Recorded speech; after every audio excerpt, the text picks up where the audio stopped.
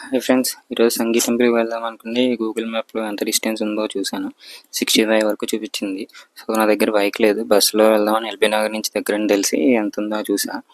So అక్కడి నుంచి roots చూపించింది బస్సెస్. సో మెట్రో ఎక్కి అక్కడికి వెళ్తే తెలుస్తుందిలే అని చెప్పి వెళ్దామని రెడీ అయ్యా.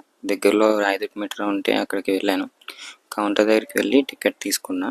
టికెట్ తీసుకుని పైన మెట్రో ఎక్కుదామని వెళ్తూ ఈ సాటర్డే అయినా సరే జనాలు ఇక్కడ ఉన్నారు. సో జాగ్రత్తగా మెట్రో ఎక్కేసి ఎల్బీ నగర్ దగ్గర దిగేసా. ఎల్బీ నగర్ దిగేసి బస్ స్టేషన్లో వెయిట్ చేసా చాలాసేపు, మిస్టర్ బీన్ లాగా. ఎంతసేపు వెయిట్ చేసినా సరే బస్సు మాత్రం రాలేదు. సో ఎంతసేపు వెయిట్ చేస్తామని చెప్పి ఆర్టీసీ కస్టమర్ కేర్కి ఫోన్ చేస్తే బస్ నెంబర్ చెప్పాడు. అది సెట్ చేస్తేనేమో అది ఇక్కడి నుంచి సంగీ టెంపుల్ కాకుండా సంగీ టెంపుల్ నుంచి ఎల్బీ నగర్కి వస్తున్నట్టు చూపించింది. సో సర్లే అని చెప్పి కాసేపు వెయిట్ చేద్దాం అనుకుని వెయిట్ చేసా.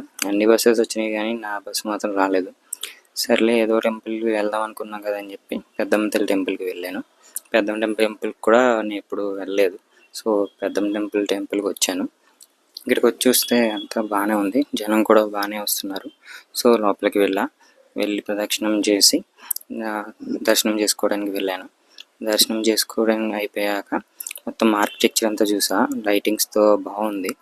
సో అలా కొద్దిగా ఎదురుకి వెళ్తే చాలామంది అక్కడ కాయిన్స్ నిలబెడుతున్నారు.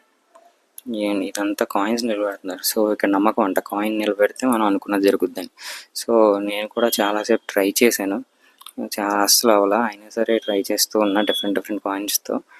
ఆఖరికి ఎలా అయితేనే పెట్టగలిగా, కాయిన్ నిలబడింది. సో బయటకు వచ్చి చూస్తే ఇవి కొన్ని సీన్స్ కూడా బాగున్నాయి, స్టాట్యూస్. సో అలా మళ్ళీ మెట్రో ఎక్కి చూస్తే ఇంత ఖాళీగా ఉన్నాయి. మీరు ఎప్పుడైనా ఇంత ఖాళీగా చూసారా? చూస్తే కామెంట్ చేయండి. Bye bye.